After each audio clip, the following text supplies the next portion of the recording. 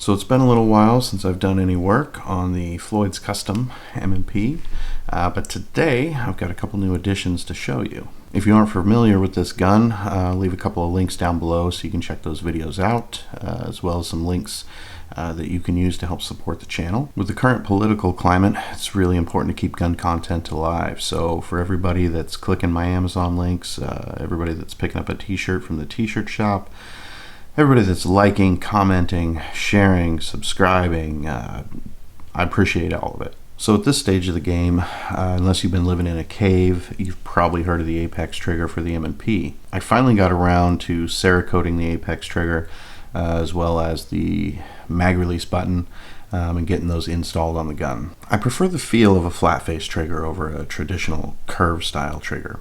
That alone was enough to make me want the Apex. And as if that wasn't enough, it is fully adjustable by the user. Personally, I'm going to recommend you go and have a gunsmith do it, but if you're brave enough, you can go ahead and disassemble it, change the springs out. It's really not that hard, and there's dozens of videos out there on how to disassemble and reassemble the gun. I'm not going to go on and on all day about the characteristics of the Apex trigger. I'm just going to say this thing is magic.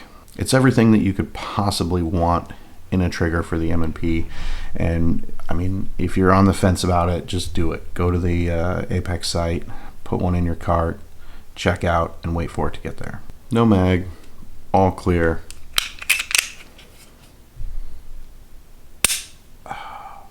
Absolute magic.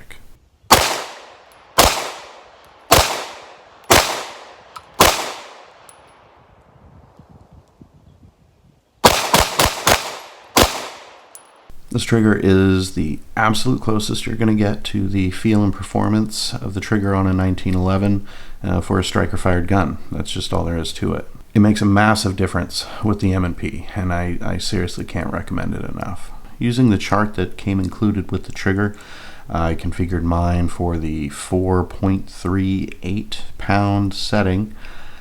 After going ahead and installing it and doing some testing, I'm running a little closer to 4 pounds than 4.38, but we're splitting hairs here. I do a lot of dry fire practice. I do a lot of live fire practice, and I carry my weapon in a high quality Kydex holster that completely covers the trigger guard. So for me, concealed carrying a 4-pound trigger gun, I don't really care. It's fine.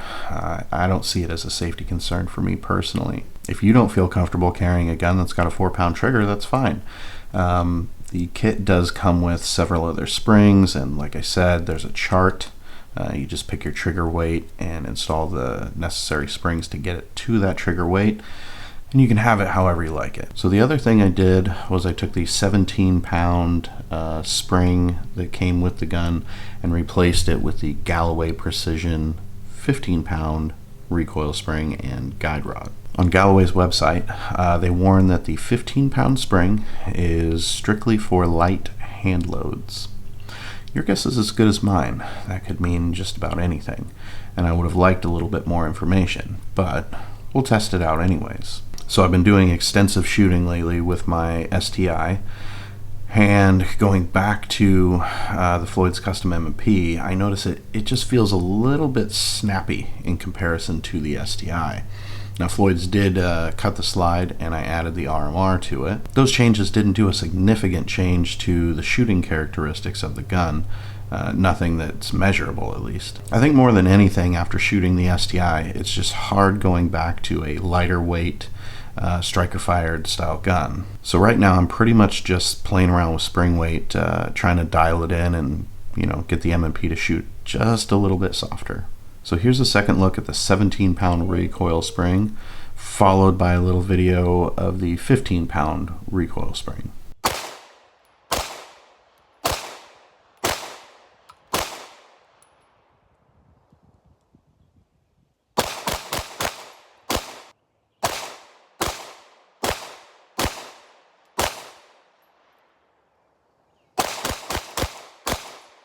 Okay, I'm going to be honest. I didn't feel a noticeable difference between the two springs. While watching the video, honestly, the recoil looks the same. When I rack the slide with the 15-pound spring in there, it does feel a little bit lighter. But as far as shooting, when I'm shooting 115 grain range ammo, if I didn't know what spring was in the gun, I honestly wouldn't be able to tell you. So yeah, it was a little disappointing. But hey, you know what? It's all trial and error. I'm going to order a couple more springs, and then later on we'll go ahead and revisit the topic of spring weight for the M&P at a later date once I find something that's actually going to make a little bit noticeable of a change. That's it for today. I'll be back next week with a new video. Apex trigger, solid, comfortable, amazing, magic.